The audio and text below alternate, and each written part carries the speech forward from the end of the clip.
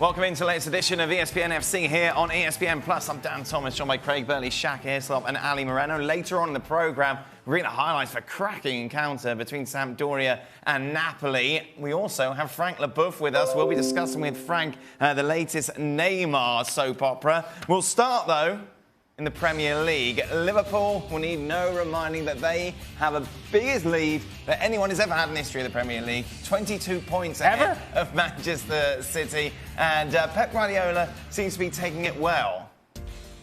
This is what he had to say. Some strange comments yesterday after that 2-0 defeat against Spurs. The last 2 seasons, it was an owner. Well, actually, it was 2 seasons ago. It was Chief Executive Richard Scudamore that says that can't happen again. What he's talking about is that City winning the title that way with 100 points is not good for the Premier League. Now it's Liverpool. The owner has to be concerned again. It seems a strange thing to say after, of course, what has been a poor run for Manchester City. These cracks appearing for Pep Guardiola? What are we reading? I don't think so, but, he is, it is right. Richard Scudamore, who's no longer there, who did a great job for years, he is right in some sense. It's not good. It's not good this season. Yeah. It wasn't good when that happened. Last year it went all the way, 1 point separating the teams, the 2 at the top. I don't know how the questioning got him round to that. Yeah. Or whatever, I don't know, but... No, I don't think he is, to be honest. I'm quite bullish about Man City. I know that might sound strange after the weekend, but I think they themselves are shooting themselves in the foot at the moment. But the boys were talking yesterday about how this is a mental issue, in the fact that they don't have the same sort of motivation going out there because they know that they've lost the title. So they're losing that edge. Yeah. The concern is going forward then how easy it is to rediscover that edge. Well, we talked a lot about that with PSG over the years. Yeah. Because they'd won the league at a canter so easy, and then, you've got to almost pick your tools back up again and get going. There's definitely an edge gone out of them because of the situation in the league. However, I think the well-documented defensive problems are one of the reasons. And I think the other one is and by the way, is a great result for Spurs in the context of 3 points. But taking the decisions, the red card it should have been and all that away, it was embarrassing for long periods. City played some great stuff. I mean, Tottenham couldn't get a kick. The ball retention was horrible. We'll get to that later about Tottenham. But I think from City's perspective, I think there's an arrogance in the final third. Almost like a nonchalance of we're just going to create so many chances that they've become so careless in finishing teams off that they haven't. And I think that's been a big problem for them as well. I saw a lot during the first half of great stuff. Yeah, but similar to what we saw with United, that's the problem. This isn't a one-off for City. No, it's not. And listen, to start the season, we all said, listen, if they were offered the league and the Champions League between City and Liverpool, Liverpool would prefer the league, City the Champions League. Ultimately, you feel that's where they'll be judged. But to your point, you don't play poorly for long patches and then turn it on for the Champions League, which I think is becoming the bigger concern for Manchester City. It's because still, given their defensive problems, you're not going to bank on them keeping a clean sheet every single weekend. What about this stuff after the game? Talking about Scudamore in Liverpool, is this distracting? Just look over here. I tell you what this is. It's Mourinho-esque from Pep Guardiola. And once you go down that path, is essentially, you now know clearly, and he knows this better than everybody else, that the league is gone. And so you're trying to control the conversation and in some ways distract everybody else from what's going on with your clubs. And what I think are the shortcomings of his club. He can sense it. He sees a team that is lacking focus, and he knows that this is a team that at their very best can compete and beat anybody in Europe. And there's no question about that. Hence why they're still favorites in the Champions League. And everybody is sort of hoping and expecting and betting on their very best. But here's the thing. They better be at their very best when they play Real Madrid in a couple of weeks' time. Because the current version of Manchester City does not beat Real Madrid. The best version of Manchester City, okay. But that's not what we're seeing. And I think it's now taken a big leap to think that they're going to turn it around and be at their best when they need to against Real Madrid. Here's the thing with you that. have to trend in that direction. You can't just take that jump. Here's the thing with that Scudamore comment. First of all, as a chief exec or anybody holding a high office within the Premier League to make that comment, I think is a little bit irresponsible. But, listen, I don't remember when he said it. I don't remember how it was. It was 2 seasons ago. It was in the context of money. Right, but yeah, granted. But to the point, you can take that and interpret it, or maybe it was meant as a clarion call of sorts to the rest of the league, that you have to keep up with Manchester City. But for somebody like Pep Guardiola, given the successes he's had, given his experience, given the club he's currently with, to somehow turn that into a siege mentality moment, I find that beyond Manchester City, and I'm a little bit disappointed in Pep. Frank, I'm intrigued to get your view on this focus point. Craig brought up PSG, and maybe that's affected them over the years in the Champions League. Mentally, how easy is it for a player to get back to 100% focus when it's like the Champions League on the line? Well, it's a challenge. It's a goal. You try to think that, okay, we lost the league, but we can catch something. But it's the most competitive competition that you're going to face. And we know that many clubs want to win it every year, and only one's going to do. And it's very, very hard. And when you start doubting about your skills, the way you should play, like Craig was saying about Sergio Aguero giving a bad pass, where normally they all give very good passes, you maybe lose something that you're going to pay cash after against bigger clubs. But I have to say that this comment is for me a right comment, where you say, yeah, it's true that if last year City won very easily the Championship, the Premier League, and if Liverpool wins the Premier League, it's a problem for the FA.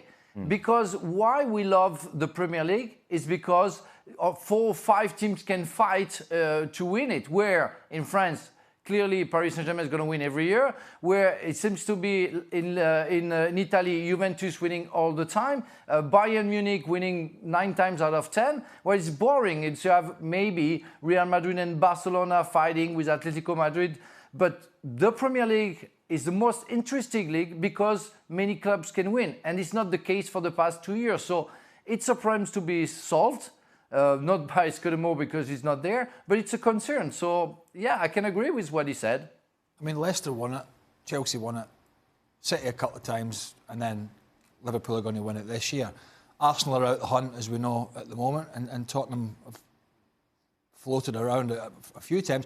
But I think the bigger issue, one of the bigger issues for me, and you don't want to see a team winning a league like this, was when the English teams were getting tanked in Europe. For a period. I think that was almost more embarrassing for the brand than this scenario. But, you know, I don't know why he's irked about it, but I think it's, well, why are you not talking about Liverpool in the same terms you talked about us? Well, one, the chief executive's not there, so he's not going to be saying anything about this current Liverpool, and nobody else is probably going to come out and do it. I'll go back to the point. It was so embarrassing as a football match for quite a long period in that first half. That's why I don't think you can say, well, you can say they played badly. I mean, Tottenham couldn't get the ball. The bottom line here is we know they can't keep clean sheets. That will not go away. They're now going to have to mollycoddle and really wrap up the likes of Laporte and 1 or 2 others. And if they're even 10% doubt, they're not playing the league because he needs him for the Champions League. And when they get teams, and they could do it to Real Madrid, they could do it to Liverpool, they could do it to any team. They could create chances for fun. But metaphorically speaking, they're going to have to get the foot in the throat of these teams. So defensively, the club. But it's true that it's possible that either Tottenham or Wolverhampton, Manchester United come back to the race and overtake maybe Chelsea at the end of the competition. But it's part of it. I think we don't expect anything from Chelsea this year because they couldn't recruit this summer. Also during the window market of this winter. So it's hard for Frank Lampard. It's hard for the club. But I think it's nice to see them fighting and still be at this 4th place after a very hot summer. So I'm confident they can keep it. and I'm confident they can still do it because I don't think Tottenham should have won that game. I think they don't play well. I'm not sure they're the most dangerous opponent, but it's going to be hard. But I'm sure Chelsea can cope with the situation. Do you know the one Chelsea TV's Frank LaBeouf. Yeah, do you know the one thing that I really noticed with Tottenham? There's a complete difference here. You know, Chelsea are a bit Jekyll and Hyde within games, but they generally play some good stuff and open teams up. The one thing with Tottenham that I've noticed, and it's got, whilst the results have gone from 14th in the league to 5th, and they've had some results, their ball retention is completely different from Pochettino to Mourinho. And I know you're against a City team that are pressing, but they did it at Wolves, and they've done it in other games against poorer sides. I know they've got no focal point in Harry Kane, but too often they've just punted the ball. Right. I've never seen Tottenham in the last couple of years have so many bad passes within a game. And whenever the ball broke down against City, Spurs got it back. They tried to play a pass out generally, or they humped it forward, and it came straight back. That's a concern going forward. If you want to be concerned about the Premier League, you just have to look at that race for top 4. That all these teams that have had awful seasons by their standards, historical standards, they still have an opportunity to get into the top 4. How many times we have talked about Manchester United and Spurs and their struggles, and somehow Chelsea with their inconsistency, they're still in a top 4 position. If that should be the source of concern, that these teams, as bad as they have been, they still have an opportunity. Squad for PSG. That's a good party. How has this news been received? Well, not very well, of course. You know, fans are very scared because he is absolutely fantastic, and everybody loves the player, but they're very concerned about the personality and the kind of person he is. And it doesn't seem to be really care about criticism, about commitment, and about what people think about him. So he had this party. Some people are saying that Mbappe didn't come, but he came very briefly, like maybe 30 minutes just to celebrate with his friend. But people are very scared because every time at this period, Neymar get injured. So he has the Brazil Carnival in February. There are some friends to see, and suddenly he gets injured. And he just got injured right now. So people are really scared. People who want to see Paris Saint-Germain winning the Champions League are very scared about Neymar's close future. This is the gossip reporter. I know, the tabloids are going mad. Not normally it'd be a big story, but obviously because it's Neymar and it's happened before, and, you know, you would say normally, well, look, he can still have a party, can't he? Yeah, I mean, look. Yeah, it's a great party, I'm going to tell you that. Yeah, even somebody holding the umbrella for him, walking in. Yeah, exactly. See how they all had spotted that one straight away. Yeah. Always look for the man with the umbrella. At the end of the day, it's, if he does miss the champion, he won't. He won't. Anyway, we'll talk about it if he does. Conspiracies all the way from France we're getting here. Now, did you see this yesterday in the PSG game where he was booked, obviously? For not for showboating. Basically, he flicked the ball over his head, went out of play. That was me flicking it. Answered, but in fact, the story started in a game they played in Montpellier, where after the game, Delors and Neymar, Delors, the Montpellier striker, had words with Neymar, and they were saying Saturday morning before the game that Neymar was a trash talker, and with him Paredes. And so when he was doing what you try to show very badly, by the way, he did a nutmeg to Delors as well, and the same player that he had a problem in the first game. So the refs came supposedly, is what we know, came to say to him, you know, calm down, because otherwise somebody's going to tackle you. And he just answered, I play football, I do whatever I want. And he got very aggressive, and it's why he booked him. And after the game, the fourth referee came, and Neymar came to him and said, you know what, I don't understand why you gave me a yellow card, you know, I just play football. And the fourth ref said, you know, just speak French, because he was speaking English. Speak French when you want to talk to me. And he insulted the fourth ref. So it's a big thing. I think the ref shouldn't do what he did. But I think Neymar just have to calm down because, I mean, it's not a big deal. He was just trying to make sure Neymar would not get injured, what everybody is afraid of. Neymar addressed this, by the way, on Instagram, just posting, I just play football. Meanwhile, maybe a bigger deal that we saw this weekend, away from everything that was The case, because it was 5-0, he already scored a goal, everything was okay, and he was put out by the coach to put in Cavani, the guy who scored more than 200 goals for Paris Saint-Germain, who never said anything, who never complained about anything. But I think why Tuchel,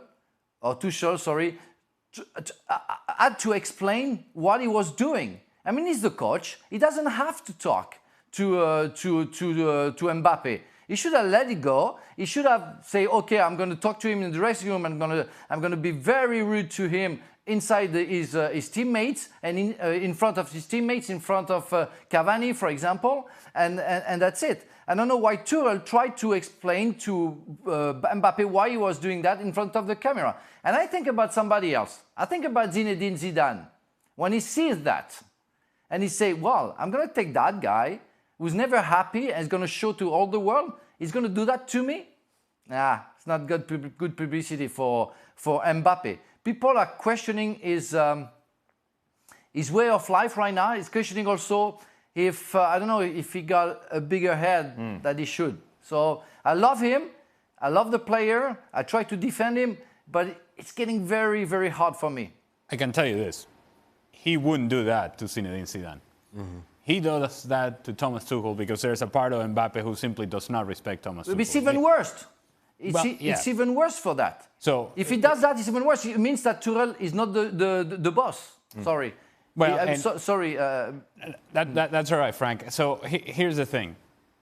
There is a thought process by Mbappe in saying, I can do this to this guy. I wouldn't do it to Zinedine Zidane. The other thing I would suggest is that this is not the first time that we see it. So if this is not the first time that we see it, I fully agree with Frank that if you're Thomas Tuchel, you're well within your rights to take the player out because you think that's what's best not only for the player but for the team. You're looking at the big picture. Great. But you don't have to address it there. Right. Because once you address it there, it becomes a big issue. Yes, if he wants to go and walk off and throw a water bottle, whatever, that's on Kylian Mbappe. But when Tuchel comes in and he's hugging him and this, and we're talking, we're covering our mouths, it becomes a bigger deal than it needed to be. No player wants to come off the field. We know that very well. Did he behave like a baby? Of course he did. There's no excuse in Mbappe. But I also think Thomas Tuchel is part of the story here. Here's why making that a big deal, I think, is a big deal. In that, we've seen this similar petulance from Neymar over the last couple of seasons. And then last summer, El Khalifi came out and with a big splash and saying, the culture of this club is going to change. We're not going to be standing for this. And now all of a sudden, 9 months in, you have Kylian Mbappe doing exactly the same, which means all this threats and loaded wordage from the chairman really doesn't mean anything. He's taking selfishness to a new level. Every top player has an element of selfishness. But somebody has to explain to him, your goal-scoring record is less important than you being available for the big games coming up. I know what everybody's wondering. Did Jules go to the party? Ooh. And what did he wear? Was that not him holding? Certainly was not. The referee cannot decide the games. They need to let the players do their work on the field. Well, this is what the Italian Referee Association president, Marcello Nicchi, had to say. All I need to say is that the Italian referees are, to use his own term, disgusted by this behaviour. That is disgusted. How do you start with that? First of all, I don't think it was a penalty. But you have seen Juventus given these calls, and which is why Serie A, well, not the only reason that VAR was introduced, but you feel they need to make better use of it. Because, again, if the referee has a good, long, hard look at that, well, and still comes up with that decision, you understand why you feel aggrieved. If it's given with one look, you're upset. But for it to be reviewed and you still come up with that, you understand why the language was as strong as it was. The referee ran to the monitor, he saw it, and he confirmed his own call. Now, whether you agree with the call is one thing, but the implementation of VAR was actually correct. They asked him to go look at it. He went and looked at it, and he said, you know what? It is what I saw, and it's a foul. Now, I can tell you, from my perspective, and you know my standards are very loose when it comes to drawing fouls, this is exactly what Betancourt is doing. He's throwing himself at the defender, knowing that the ball is getting away from him, draw some contact, and then he can argue that he was impeded. But if you're going to make an argument in terms of conspiracy theories and that Juventus is being handed calls after calls, this is not the penalty to do that on. You see what I'm saying? This is not like the clearest, most disgusting, awful call in the world that has given Juventus a match. Juventus was far superior to Fiorentina. It's not the reason as to why Fiorentina lost the game. I was looking at this earlier again, and I'm slightly different. I was looking at this in the office earlier again, and I think one of the reasons the referee confirmed his own initial decision was because the defender, right or wrong, from Betancourt's coming in, the arm, as he steps across the player, the arm goes up and across as well. Right. Pretty high. And I think for that reason, I don't have such an issue with it. And this is the thing, as Ali said... I mean, I need to look at it. That's, in my mind, when I saw it again, I saw the first thing I saw was the arm coming up and across. Yeah. And I think that's probably the reason. I had no problem with that. I felt the ball got away from Betancourt. And as a result, I think the defender is well within his rights to use his body to get in between Betancourt and the ball here. Goal, which there's a better one for seeing the arm. But it's not. But the thing is, like Ali made a good point. This wasn't the reason that Fiorentina lost the game. They were terrible in the match. And to come out and decide this is the game in which you're going to go all guns blazing at the officials, conspiracy theories, all that, that's a mistake. No, you're totally right. Listen, yes, it's wrong. But it's also a measure of self-protecting here, in that you know you were poor, and let's not focus on how poor we were. Let's make the referees a discussion. And it's just the old distraction. Hey, look over here, so you don't see what's going on over here. Well, look at it before. And that's just how. You never get a result at Old Trafford. You never get a decision at the Stretford end at Old Trafford. That's not. You don't hear that now. What is it now?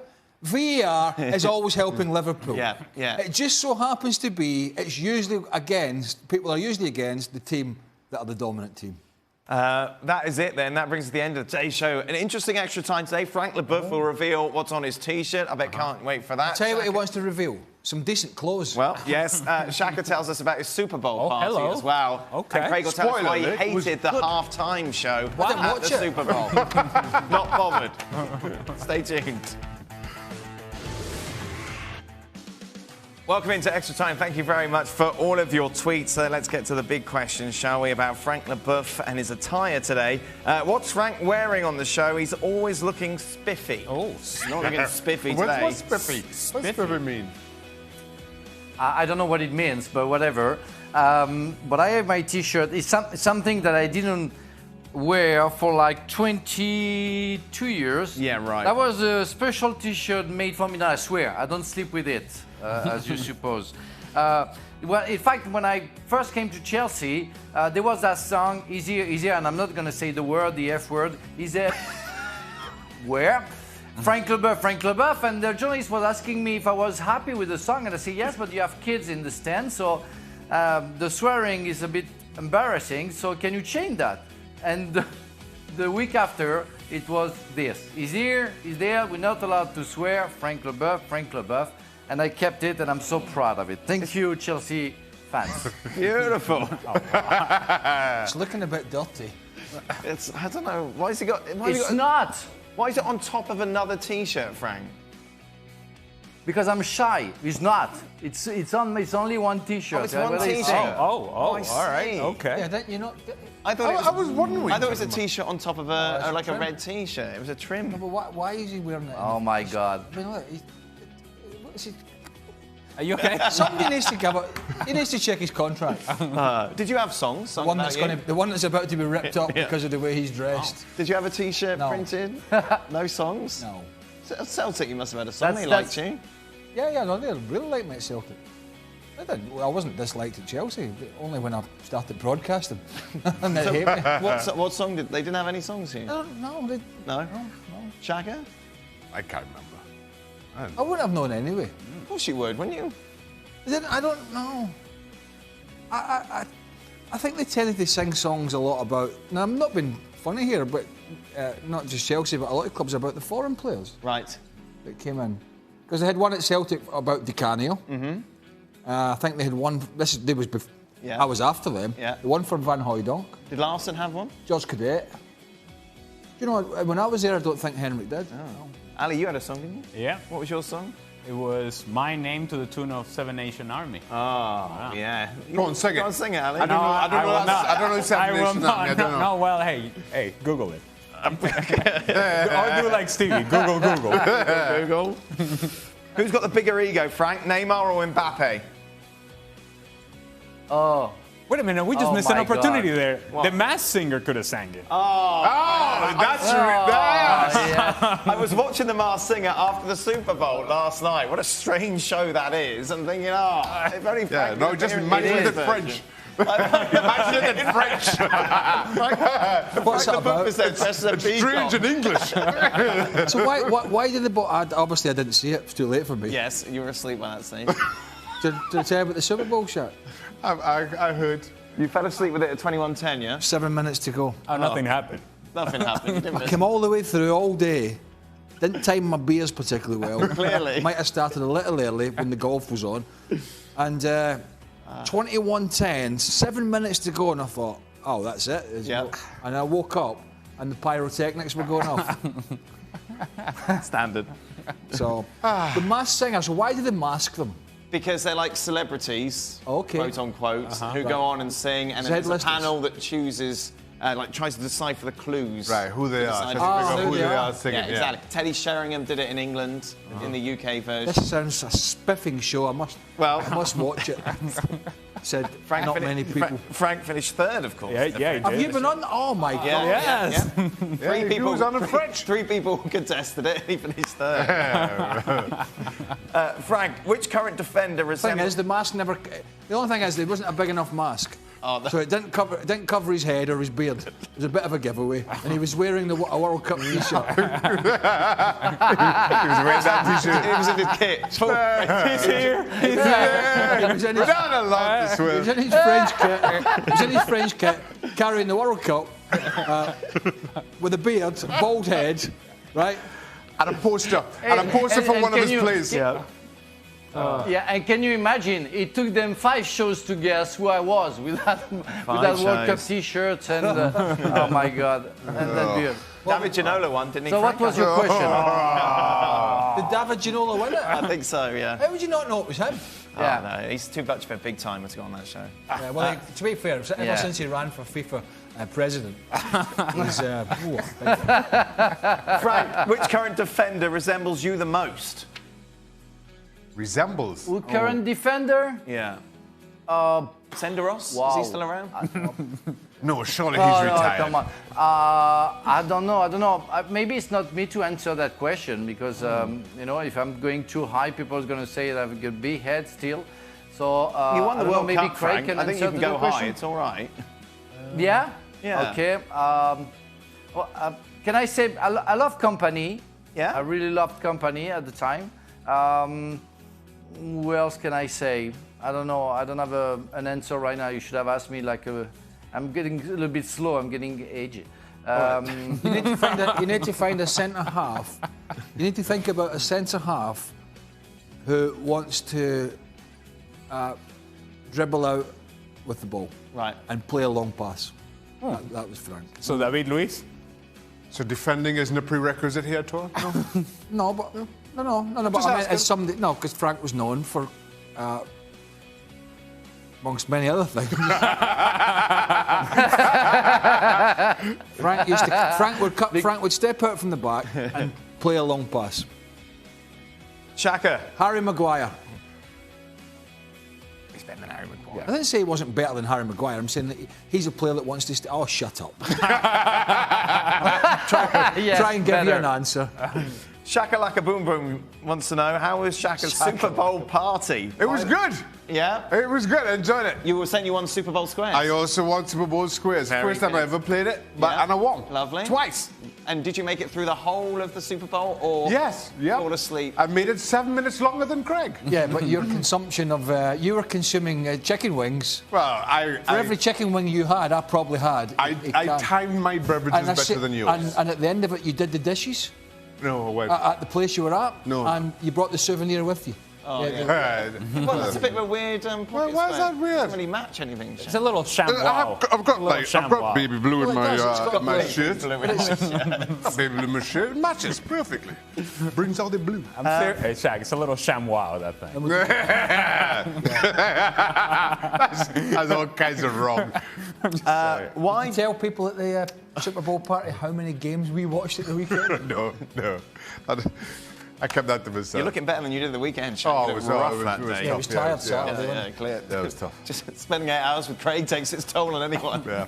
See why Stevie's Is that- grumpy. I see why Stevie's grumpy all the time. Is that where you were wondering what the Brazilian player's name was? Yeah. I had a long day. Who's that? I had a long day, Ali. I had a long day. Why doesn't the Champions League final go all out for the halftime show like the Super Bowl? God, it was awful. Oh, shut up, Craig. It was fantastic. That's it. What do you mean? It's brilliant. I have an answer for that. Go on, Craig. I have go an on, answer for Frank. that. I think the American people, they like to leave their seat during the game. It's a long game, the American football, a long time game. So football, you come with your sandwich, you just don't want to miss any second, and you just go half time to go to the restrooms and get maybe a beer and go back to your place. And that's it. It's a cultural thing, I think. Just going back, why didn't you like it? I didn't pay much attention to it, but Well, then you shouldn't have an opinion on it. well, one, they're not singing Of course they are. live. Definitely singing No. live. Two, there was some guitar playing without guitar getting played. So, Bluetooth. I mean, it's just nonsense. I'm not. I go and put the Is kettle that what you were paying attention to? Go and put the kettle on. Yeah, The other side to that question, why did you enjoy it so much, Dad? Sorry, no. I thought it was great. Great spectacle. Very See? enjoyable. Yeah. Full of energy. Good fun. Full of energy. But if it was left to me, they'd have like 2 minutes break, get the teams back on, wash, and start it. again. Yeah, I can't be bothered with all they that. I'm not. didn't. To be fair, I'm not really into music and that anyway. So Right. Which I know you're not. And that's not the reason you enjoyed it. No, I enjoyed it. I thought it was That's- a great show. That was excellent. Brilliant shows. Thought it was a fantastic As I spectacle, he said, I was rudely interrupted. I went and put the kettle on, Yeah, right. Yeah. Yeah. and just so happened Yeah, the the kettle coffee made a really strange. woke Have you a, up. have a warm bath. The kettle made a strange noise. Why did you enjoy the halftime show, Shaq? I didn't see it. What were you doing counting your Super Bowl squares money? I was getting wings. And